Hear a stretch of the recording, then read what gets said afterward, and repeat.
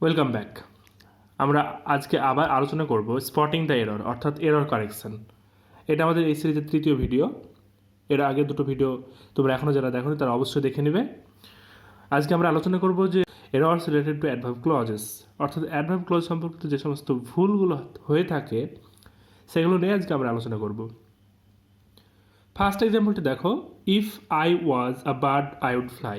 First যে এক্সাম্পলটি আছে, if I was a bird I would fly, এখানে কোন পার্টটায় ভুল আছে?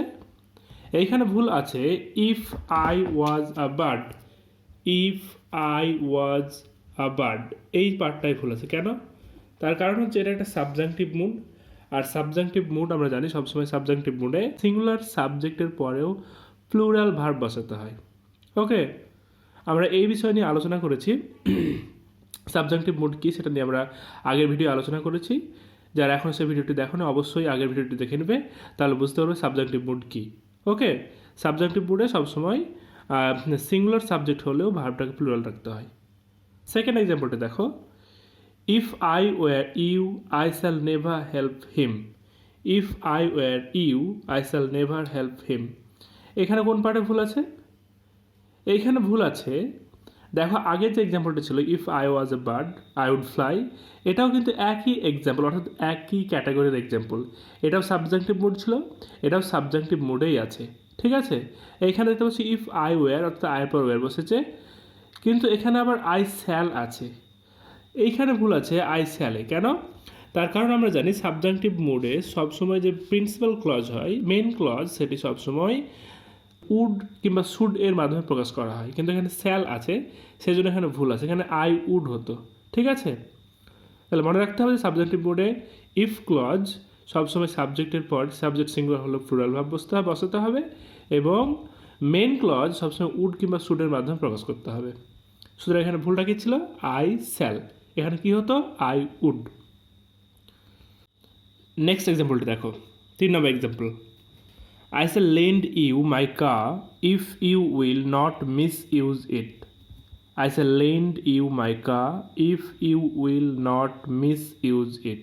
এখানে ভুল আছে কোন পার্টে? এটা conditional sentence, I shall lend you my car if you will not misuse it। মনে রাখতে হবে যে কন্ডিশনাল সেন্টেন্সে অর্থাৎ ইফ ক্লজ যেখানে থাকবে, ইফ ক্লজের ক্ষেত্রে মেন ক্লজ ফিউচার টেন্সে হবে, কিন্তু ইফ ক্লজ কখনো ফিউচার টেন্সে হবে না। অর্থাৎ মেন ক্লজ যদি ফিউচার টেন্সে থাকে তাহলে ইফ ক্লজকে প্রেজেন্ট ইনডিফিনাইট টেন্স হতে হয়। তাই এখানে ভুল আছে ইফ ইউ উইল, এই পার্টটাতে ভুল আছে। ইফ ইউ উইল, এখানে ভুল আছে ইফ ইউ উইল। তার কারণ কি? তার কারণ হচ্ছে ইফ ক্লজ এখানে সবসময় প্রেজেন্ট ইনডিফিনাইট টেন্সে হতে হবে, তার কারণ মেন ক্লজ এখানে ফিউচার টেন্সে আছে। তাহলে এটা আমাদের মনে রাখতে হবে যে মেন ক্লজ যদি ফিউচার টেন্সে থাকে তাহলে ইফ ক্লজ অবশ্যই প্রেজেন্ট ইনডিফিনাইট টেন্সে লিখতে হবে। ওকে, এক্ষেত্রে মনে রাখতে হবে, সুতরাং মনে রাখতে হবে যে ইফ ক্লজ কখনো ফিউচার ইনডিফিনাইট টেন্সে থাকতে পারে না। ওকে, এটাকে সবসময় প্রেজেন্ট ইনডিফিনাইট কিংবা পাস্ট ইনডিফিনাইট টেন্সে রাখতে হবে। ওকে, নেক্সট এক্সাম্পলটা দেখো, 4 নম্বর example, unless she does not mend her behaviour I shall send her out. Unless she does not mend her behaviour I shall send her out, এখানে ভুল আছে কোন পার্টে? Unless she does not mend her behavior, I shall send her out, কোন পার্টে ভুল আছে? এইখানে ভুল আছে আনলেস সি ডাজ নট এই পার্টটিতে। কেন? আনলেস সি ডাজ নট এই পার্টটিতে ভুল আছে, তার কারণ হচ্ছে আমাদের মনে রাখতে হবে যে আনলেস শব্দের অর্থ হচ্ছে যদি না, অর্থাৎ আনলেসের মধ্যে একটা না সেন্স আছে। ওকে, সুতরাং আমাদের আবার দ্বিতীয়বার কোনো নেগেটিভ পার্টিকেল আনার প্রয়োজন নেই। সুতরাং যেহেতু এখানে আনলেস অলরেডি আছে আর আনলেস নেগেটিভ সেন্সে ব্যবহার করা হয়, তাই এখানে ডাজ নটটা এক্সেসিভ আছে, সুতরাং এখানে ডাজ নটটা হতো না। আর যেহেতু এখানে ডাজ নটটা আছে তাই এখানে ভুল আছে। তাহলে মনে রাখতে হবে আমাদের এখানে যে আনলেস থাকলে আমরা কখনোই সেই ক্লজে আর কোনো নেগেটিভ পার্টিকেল নিয়ে আসবো না, অর্থাৎ কোনো নট আমরা ইউজ করব না। ওকে, নেক্সট এক্সাম্পলটা দেখো, 5 নম্বর example, don't go out until you don't hear গান shot. Don't go out until you don't hear গান শট, এখানে ভুল আছে কোন পার্টে? এইখানে ভুল আছে until you don't, until you don't, until you don't এই পার্টটাতে ভুল আছে। কেন? তার কারণ হচ্ছে মনে রাখতে হবে যে আনটিল এর সঙ্গে, আনটিল নিজেই একটা নেগেটিভ সেন্স বহন করে। সুতরাং যেহেতু আনটিলের মধ্যেই, আনটিল শব্দের অর্থ হচ্ছে যতক্ষণ পর্যন্ত না, সুতরাং যেহেতু এর মধ্যে নেগেটিভ সেন্স আছে তাই আমাদের পুনরায় আবার কোনো নেগেটিভ পার্টিকুলার প্রয়োজন নেই। তাহলে যেহেতু এখানে ডোন্ট নেগেটিভ পার্টিকেল ইউজ করা হয়েছে তাই এটা ভুল আছে। সুতরাং এটা মনে রাখতে হবে যে আনটিলের সঙ্গে, অর্থাৎ আনটিল যে ক্লজটা থাকবে আনটিলের সঙ্গে, সেই ক্লজে আমরা কখনোই নেগেটিভ পার্টিকেল ইউজ করতে পারবো না, অর্থাৎ কখনো নট ইউজ করতে পারবো না। তাহলে এখানে কী হতো, don't go out until you hear গান শট। ওকে, নেক্সট এক্সাম্পলটা দেখো। As soon as I shall reach Delhi I shall send you the file you have asked for. As soon as I shall reach Delhi, I shall send you the file you have asked for. এখানে কোন পার্টে ভুল আছে? As soon as I shall reach Delhi এই পার্টে, না I shall send you the file এই পার্টে, নাকি you have asked for? এইখানে কোন পার্টটায় ভুল আছে? এইখানে ভুল আছে as soon as I shall reach Delhi. As soon as I shall reach Delhi. কেন? As soon as I shall reach Delhi এখানে মনে রাখতে হবে যে as soon as এর সঙ্গে যে ক্লজ থাকবে সেটা কখনো ফিউচারে ব্যবহৃত হতে পারবে না। এটাকে সবসময় ইনডিফিনাইট, প্রেজেন্ট ইনডিফিনাইট কিংবা পাস্ট ইনডিফিনাইট এ রাখতে হবে। ওকে, তাহলে as soon as I shall reach এটা কখনোই হবে না। এটা মাথায় রাখতে হবে যে as soon as এর সঙ্গে আমরা কখনো ফিউচার টেন্স ইউজ করতে পারবো না। এটা তাহলে কোন টেন্স হতো? এটা প্রেজেন্ট হতো। As soon as I reach Delhi I shall send you the file you have asked for. Okay, তাহলে মনে রাখতে হবে যে অ্যাজ সুন অ্যাজ এর সঙ্গে আমরা কখনো ফিউচার টেন্স ইউজ করতে পারবো না, ফিউচার ইনডিফিনাইট ইউজ করতে পারবো না। নেক্সট এক্সাম্পলটা দেখো। Work hard lest you should not fail in exam. Work hard lest you should not fail in exam. এখানে কোন পার্টে ভুল আছে? Work hard lest you should not fail in exam. এইখানে ভুল আছে lest you should not, lest you should not এই পার্টটিতে ভুল আছে। কেন? এক্ষেত্রে মনে রাখতে হবে যে লেস্ট নিজেই নেগেটিভ সেন্স বহন করে। যেহেতু লেস্ট নিজেই নেগেটিভ সেন্স বহন করে তাহলে আর আমাদের এক্সট্রা কোনো নট ব্যবহার করার প্রয়োজন নেই, কিন্তু যেহেতু এখানে নট আছে তাই এটা ভুল আছে, লেস্ট ইউ শুড নট হবে না, এখানে হওয়া উচিত ছিল lest you should.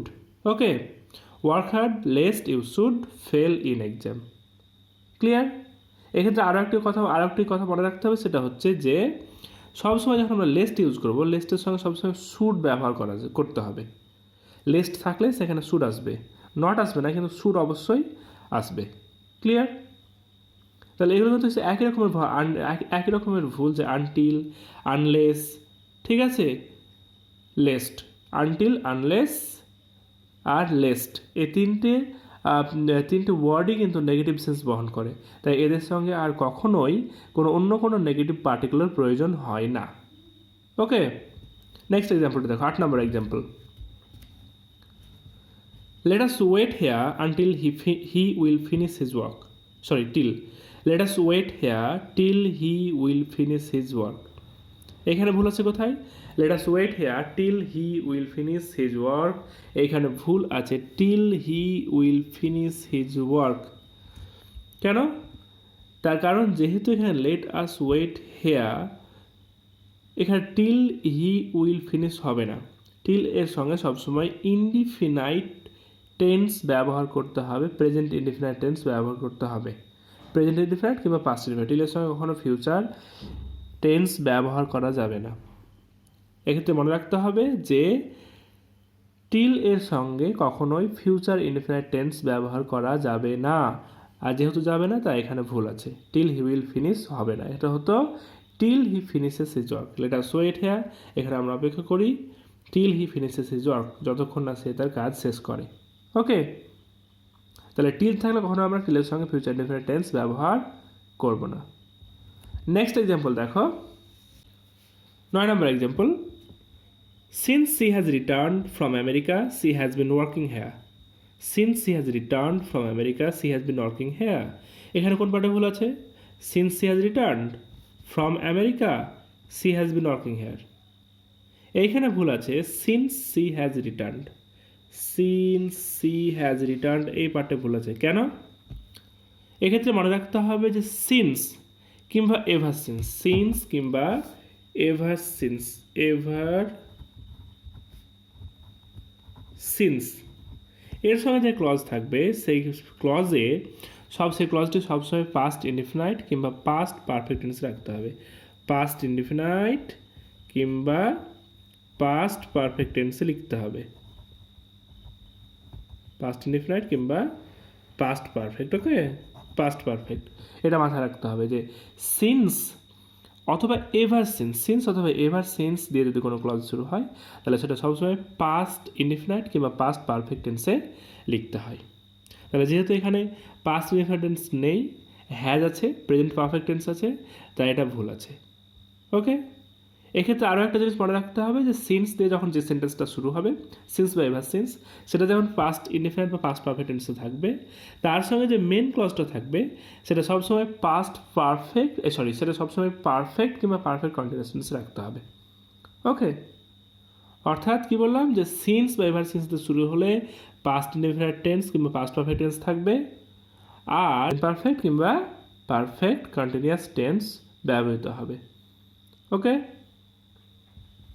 next example, if he wrote the examination faster he could have answered one more question. এখানে কোন পার্টে ভুল আছে? If he wrote the examination ফাস্টার, যদি সে এক্সামিনেশনটা আরও একটু তাড়াতাড়ি লিখতো, এক্সামিনেশনটা পরীক্ষাটা আরও একটু তাড়াতাড়ি লিখতো, he could have answered one more question, সে তাহলে আরও একটা হয়তো কোয়েশ্চেনের অ্যান্সার দিতে পারতো।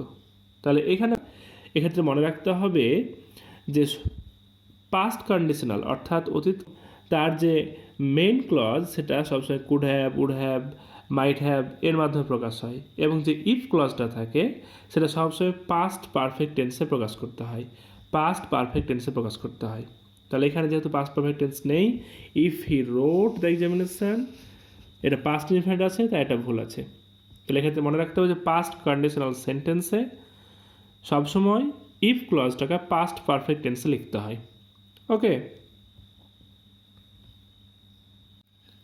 এক্ষেত্রে আমাদের মনে রাখতে হবে যে পাস্ট কন্ডিশনাল সেন্টেন্স বলতে কোনগুলোকে বোঝানো হয়? অতীতকালের একটি কাজের ফল যখন অপর একটি কাজের উপর নির্ভর করে তখন সেটাকে বলে পাস্ট কন্ডিশনাল সেন্স। হ্যাঁ, তাহলে এখানে যেহেতু বলা হচ্ছে যে যদি সে তাড়াতাড়ি লিখতো তাহলে সে আরও একটি প্রশ্নের উত্তর দিতে পারতো, তাহলে তার আরও একটি প্রশ্ন উত্তর দেওয়া নির্ভর করছে তার পরীক্ষাতে জোরে আরও তাড়াতাড়ি লেখার ওপরে। ঠিক আছে, তাহলে যখন অতীতকালের একটি কাজ অন্য একটি কাজের উপর নির্ভরশীল, অন্য একটি কাজের উপর নির্ভর করে হয়, তখন সেখানে আমরা সেটাকে পাস্ট কন্ডিশনাল সেন্টেন্স বলি। ওকে, আর পাস্ট কন্ডিশনাল সেন্টেন্সে সবসময় ইফ ক্লজটা পাস্ট পারফেক্ট টেন্সে রাখতে হয়, আর মেন ক্লজে could have, might have, would have কিংবা শুড হ্যাভ ব্যবহার করতে হয়। ক্লিয়ার? ভিডিওটি ভালো লাগলে লাইক এবং শেয়ার করো, এবং অবশ্যই আমার চ্যানেলটি সাবস্ক্রাইব করে নিও। Thank you.